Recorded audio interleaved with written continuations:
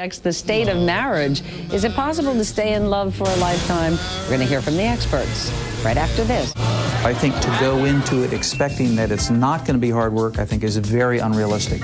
Nothing worthwhile is ever easy. The key issue is to make sure it's not difficult all the time. It will be something as simple as the next car you buy is the last one you're ever going to buy.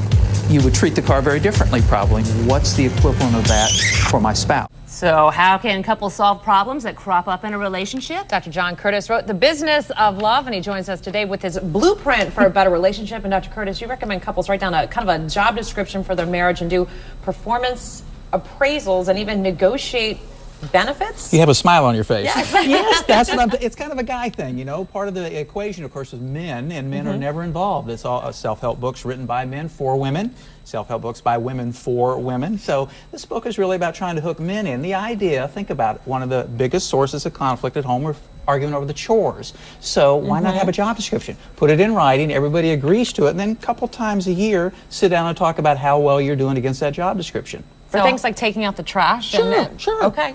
Yeah, and it may be his work, it may be hers work, maybe you flip a coin, maybe you outsource it, but at least you've got it in writing and agree to who's going to do it rather than arguing over it. Outsource it, I like that. In the last 40 years, we have seen a 50% drop in the marriage rate.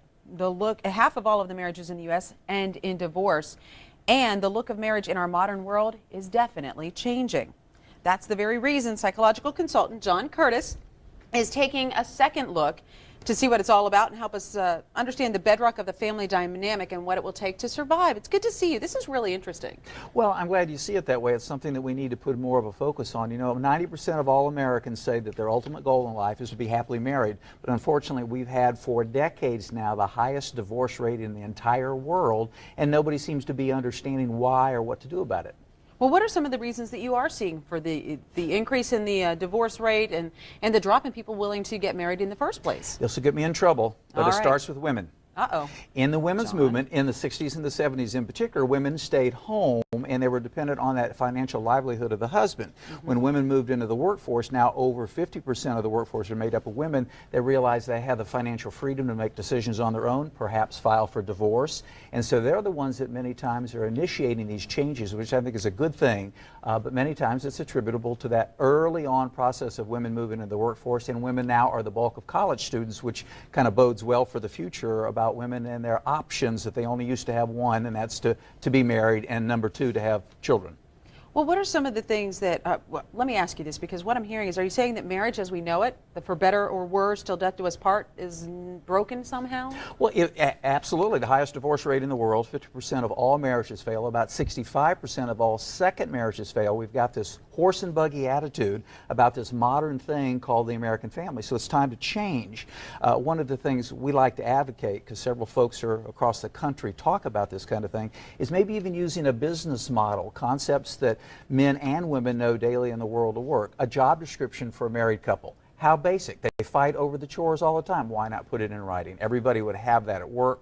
Why not have that at home? That's just one small example. But doesn't that take the difference between a work setting and a home life out of the mix? And how does that, I mean, if you're looking at marriage as a job, I know it takes work to make a marriage work, but isn't it supposed to be something more than that? Well, you know, there's this old definition of insanity is doing this same thing over and over again but expecting different results, and that's what many folks do in marriage. So the idea is, and all the research supports this, no matter what self-help book you read, is there's two things you need to have a successful marriage.